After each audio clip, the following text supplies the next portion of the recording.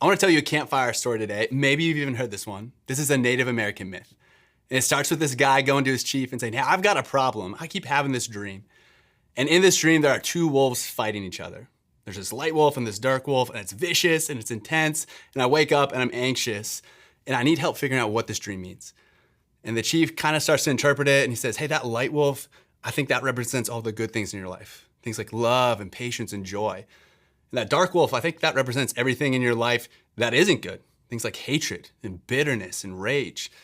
And the guy's getting kind of anxious because he's like, I don't really know which one wins. Tell me which one wins. And the chief just looks at him and slows down and says, the one you feed most. And now it's just a myth, but for you and for me, that truth is so relevant. I mean, how often do the thoughts we think simply become actions that we justify, and that shapes into the character of the people you and I become? And the Apostle Paul had a couple thoughts on this.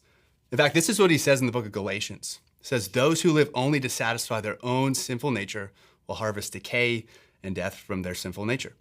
But those who live to please the Spirit will harvest everlasting life from the Spirit. So let's not get tired of doing what is good. At just the right time, we'll reap a harvest of blessing if we don't give up. And so really he's saying the things that seem like really small decisions, all the good things we can do that sometimes we don't get thanks for, see the results for, shape who we are.